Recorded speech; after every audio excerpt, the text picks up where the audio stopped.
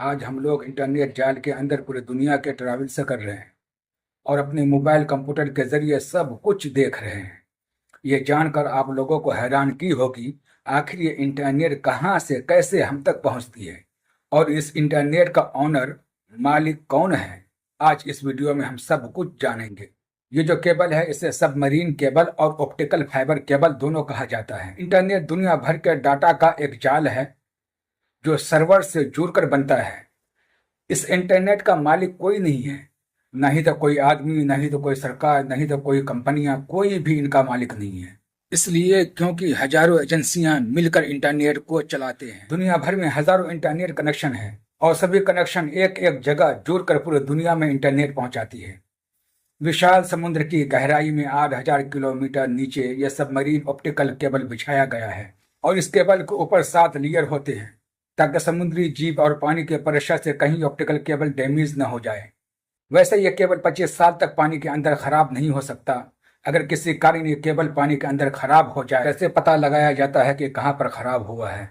समुद्र की 8,000 किलोमीटर की गहराई में और हजारों किलोमीटर दूर ये ऑप्टिकल केबल समुद्र के चारों ओर बिछाया हुआ है। अब ऐसे में पता लगाना मुश्किल होता है कि केबल कहाँ पर डैमेज हुआ है। ऐसे में सबमरीन केबल के दोनों ओर डाटा सेंटर होते हैं जो केबल को 24 घंटे मॉनिटर करते रहते हैं।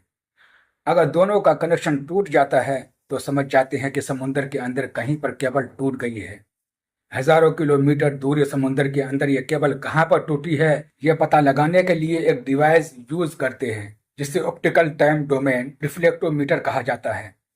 ये डिवाइस दोनों तरफ से एक लाइट भेजती है क्योंकि बीच में केबल टूटी हुई है और वो लाइट रिफ्लैश होकर वापस आ जाती है और इससे पता चल जाता है कि वायर कितनी दूरी के अंदर डैमेज हुआ है और उस लोकेशन पर जाकर मशीन द्वारा देखता है कि कितना बड़ा डैमेज हुआ है। अगर छोटा डैमेज है तो गोताखोर द्वारा रिपेयर करवा दिया जाता है।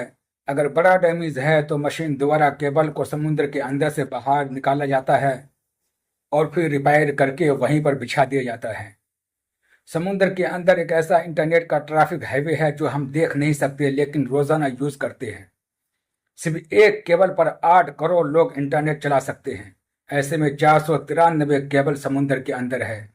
ये पीला ब्लैक ब्लू कलर केबल देखने में जितनी मोटी है लेकिन उसके बीच से निकलने वाली ऑप्टिकल फाइबर केबल बाल जितनी पतली है। इतनी पतली तार के बीच से इतना सारा डाटा कैसे भेजा जाता है। इस तार को फाइबर ऑप्टिक का कोर कहा जाता है। ये गिलास या प्लास्टिक से बना होता है।